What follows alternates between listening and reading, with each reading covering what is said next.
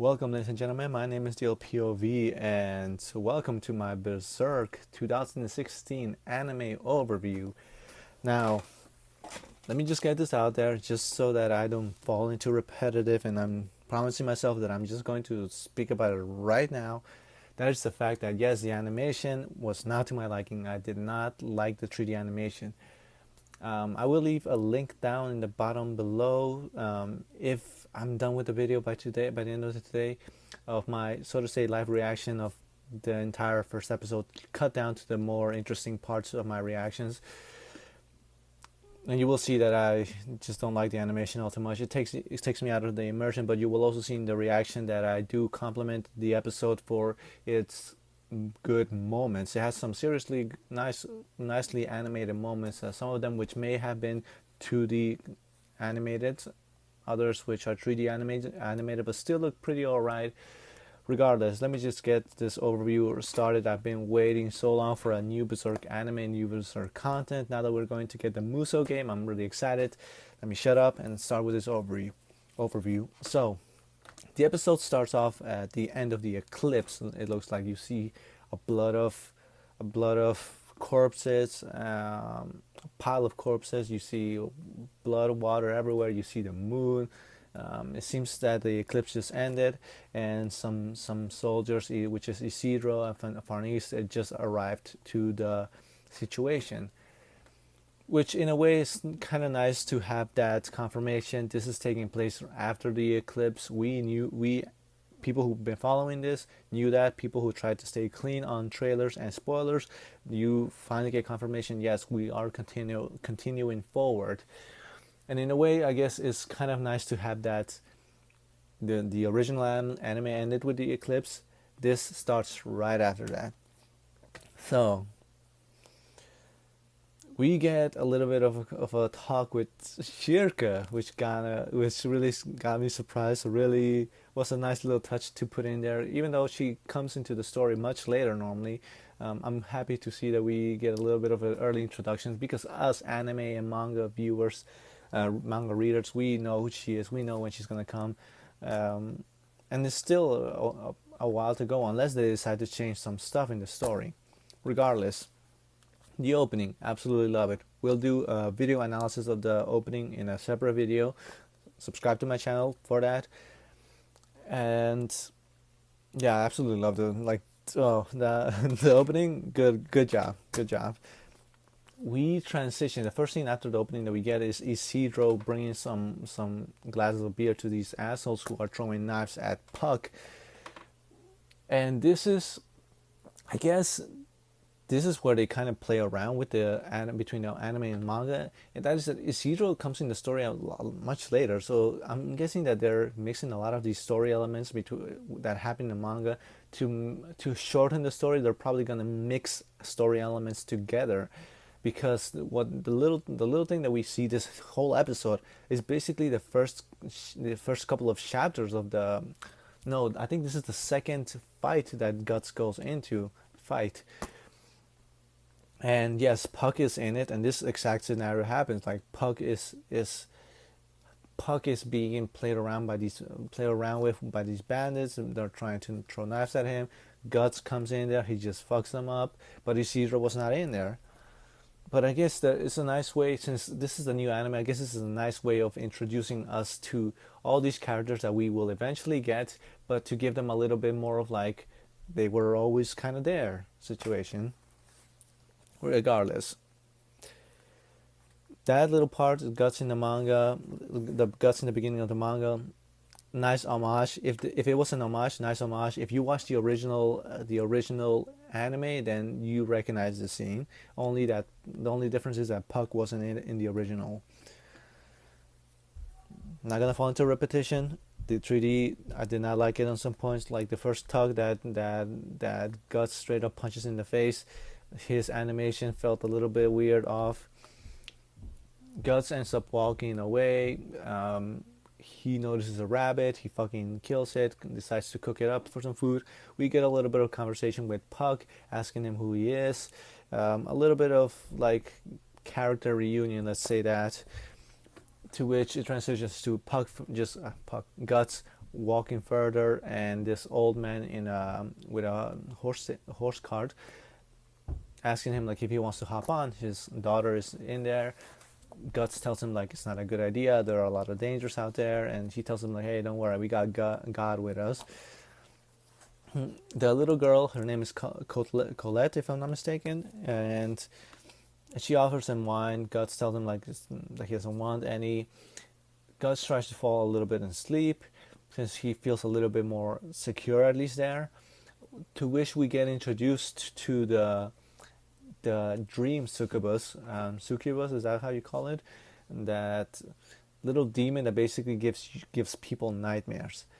And the nightmare that we get is Guts walking on this water, walking through a very narrow, what it looks to be a hallway. He has flashbacks of his friends, of just all these things that happen in the eclipse. And right after, as he wakes up, he notices the demon. He straight up stabs it. Colette and her father, they ask what it is. He gives explanation as to what it is. Then he notices that something is wrong because that demon is there. That means there are other demons around. So he goes out, and Colette gets fucking murdered. She gets stabbed through the stomach with a spear. A skeleton warrior fucking appears from the ground. He starts fighting them. The old man doesn't know what's going on. The frigging. This is one part that I did love, and that is the part where Colette is supposed to be dead, and all of a sudden, like, Guts turns around, and Colette is like has the head of her father like just in her hand, and you see her like zombified, and she goes to attack Guts. Guts remembers her as a good person, I guess, because they didn't have much character development together, so it felt a little bit weird just seeing that. I don't know if it happened in the manga or not. I'm gonna stay away from the manga as much as possible just because I want to enjoy the anime as its own thing, but it felt a little bit weird, that part. Just like, oh my god, she was always such a good child. Like, bitch, like, you knew her for, I don't know. I just don't know. But Guts lets Colette stab him. And then you just get this part of, like, realization, I guess, that no, she's not her anymore. And Guts straight up cuts her in half. Then these guys who were planning on ambushing Guts because he fucked them up in the bar earlier where Puck was being bullied, they get all fucking murdered by these demon trees. And these demon trees, they come back, they grab the body of the half piece of Colette's body that's still there, and that demon tree tries to eat it. Guts straight up just cuts the tree in half. And Puck, being a nice character, the nice part of the story, of the Berserk story, he tells Guts, hey, it's not your fault. Guts laughs it off, and he's like, yeah, they were too weak, ha ha ha ha. And you just get Guts walking away. We get the end credits, and after that we get a little bit of a what you may call it, and I guess a post-credit scene, which is Farnese and Isidro coming and Serpico coming across. From what I'm mistaken, let me just get this over here.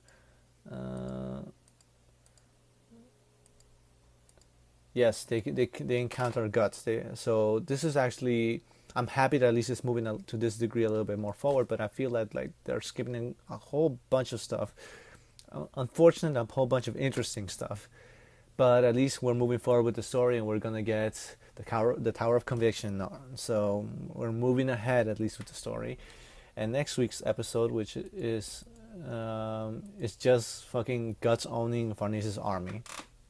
If you do not want to get spoiled, that's basically what's in the little trailer, and it's not much of a spoiler because Berserk revolves around the overall story, not just the fighting, and the interaction with these characters is going to be rather interesting, rather important. I'm looking forward to it. I was half and half with this episode. Yes, the animation did play a rather important role, but on the other side, just the story felt seriously like a pilot. It didn't feel like part of this series yet.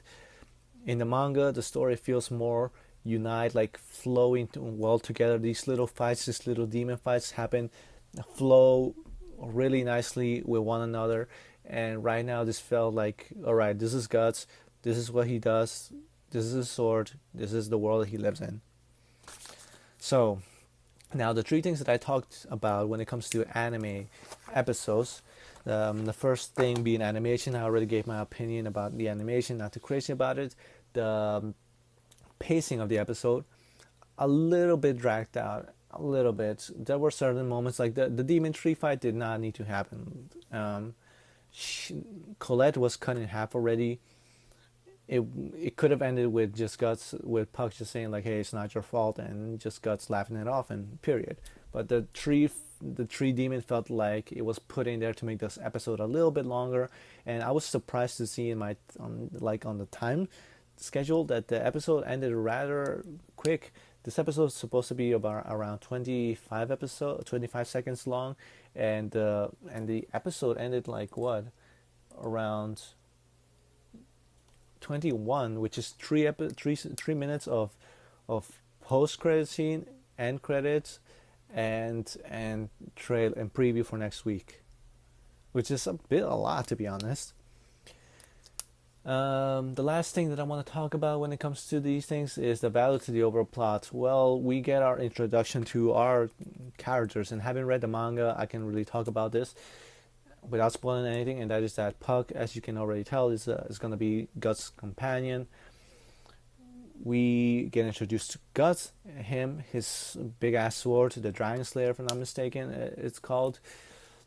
We get introduced also to the world that he lives in, which is full of demons, these dream succubus, as you call it, and the little demon baby that talks to Guts, which the manga readers are familiar with. You anime only viewers will get more introduction to it, so don't worry, it's not just a one introduction demon thing. And he comes rather frequent, especially in this arc. So you will get more elaboration on this little character. For you anime only viewers, if you want to, I would advise you to try and get a hold of the original Berserk anime. I'm not gonna say too much, but some things maybe on YouTube, and try and watch that, because it really builds up Guts' character a little bit more, and it makes you as an anime only viewer also question how did the Guts from then come to the Guts that he is right now. And Guts went through some shit, let's just say that. My name is Dale POV. If you like this overview of this first episode of the 2016 Berserk anime, just hit the like button down below. Tell me what you thought about this episode. What did you like? What did you not like about this episode? Did the animation put you a little bit take your immersion out of the episode, or were you not bothered at all by it? Hit that like button down below. Hit the subscribe button. I would really appreciate it. I'm going to be doing this every week. And my name is DLPOV, and have a good weekend. I will be doing a opening analysis soon, so stay up to date with my channel. Bye.